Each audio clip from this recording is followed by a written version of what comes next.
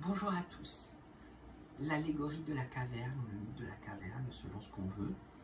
Ceux d'entre vous qui connaissent, je vous conseille de vous pencher de nouveau dessus.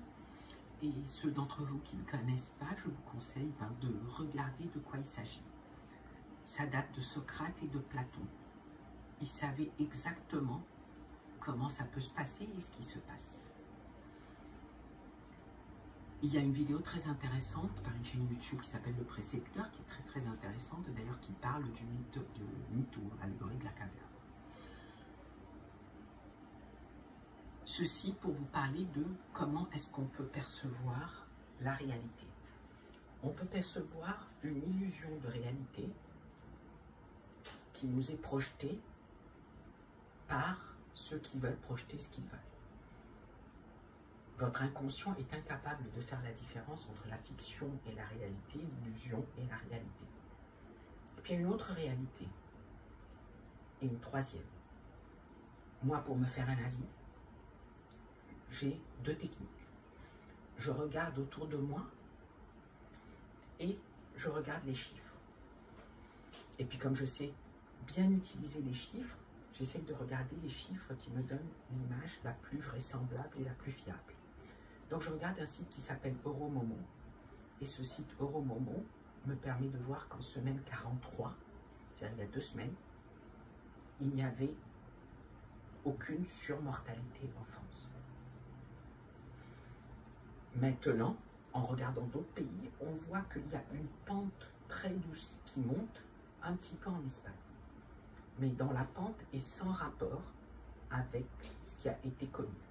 Ce qui est un des scénarios qui avait été anticipé, c'est-à-dire qu'on pourrait avoir une pente qui est beaucoup moins sévère que ce qu'il y a eu, parce que ça suit son chemin, et que pour moi, un des chemins les plus intéressants est d'être plus fort et en meilleure santé, de conseiller à ceux qui ont besoin d'être en meilleure santé, de faire ce qu'il faut pour être en meilleure santé, de rechercher les meilleurs traitements.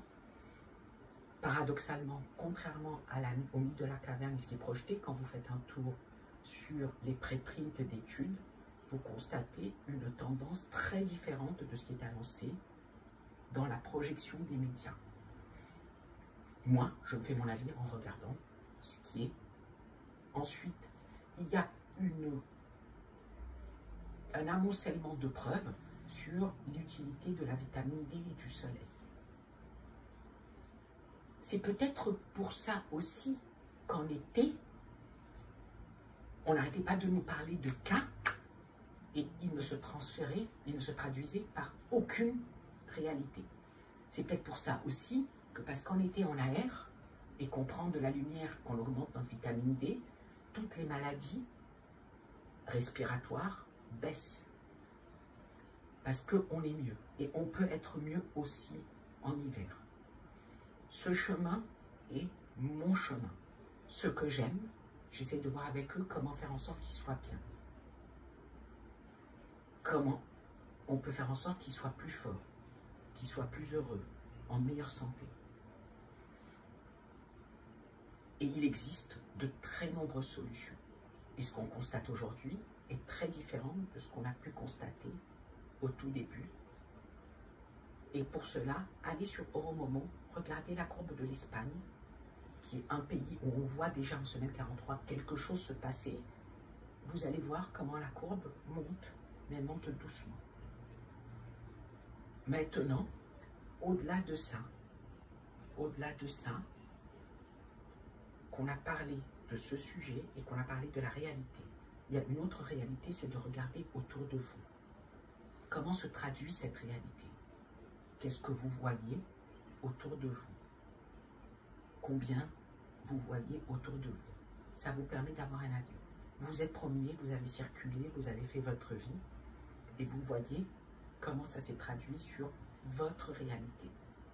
Et si votre réalité est un succès, vous pouvez regarder. S'il y a d'autres qui ont eu un succès meilleur, vous pouvez regarder. J'ai tellement fait de vidéos en comparant des pays, en essayant de promouvoir l'idée de copier ceux qui ont été bons. Les Japonais qui ont été bons, les Africains qui ont été bons, et puis je constate que en réalité, on est dans le vide, puisque personne ne copie les bons. Moi, ça me paraît absurde. Je ne sais pas si ça paraît absurde à tout le monde, mais moi, ça me paraît absurde. Au-delà de ça, puisqu'on parle de vérité et de réalité, regardez le monde qui vous entoure. Regardez votre monde, regardez votre vie. Est-ce que ce monde et cette vie vous plaît? Est-ce que ça vous convient? Est-ce que vous voulez que ça devienne votre monde et votre vie pour toujours? Certains considèrent que non. Je ne sais pas si pour vous, vous le rejetez. Ceci étant, ce qu'il faut savoir, notre président a dit, et ce sont à peu près ces mots, le président de la République a dit, on était habitué à une certaine liberté, il faudra sacrifier cette liberté. Ça n'était pas provisoire, c'était durable, pour un intérêt commun. Moi, ce que j'entends, c'est une société de fourmis ou une société d'abeilles, où tout le monde travaille et vit dans l'intérêt de la reine. Ceux qui sont utiles, ceux qui ne sont pas utiles sont sacrifiés. Beaucoup de gens pensent au retour du monde d'hier. Il ne peut plus revenir. Et le monde de demain, c'est vous qui allez le fabriquer. C'est vous qui allez le fabriquer en disant ce que vous voulez, comme vous le voulez, en exigeant de la clarté, en exigeant un débat et une réflexion. Ce débat n'a pas lieu. Un débat sur les solutions, un débat sur la réflexion. Défier les chiffres qui sont donnés en les recroquant, en regardant ce qui est vrai et ce qui n'est pas vrai. Il est vrai qu'en hiver, et là, il y a une petite montée. Peut-être qu'elle va s'aggraver, peut-être qu'elle va rester une petite montée. Ça, on ne le sait pas. Donc regardez, explorez autour de vous et décidez, est-ce que ce monde vous plaît? Est-ce que vous êtes heureux? Est-ce que vous souhaitez pour vous et pour vos enfants, ce modèle devienne le modèle? Et décidez si vous voulez le rejeter ou ne pas le rejeter. Et sachez une chose, s'éloigner les uns des autres. Je ne parle pas de distanciation pour des raisons d'épidémie.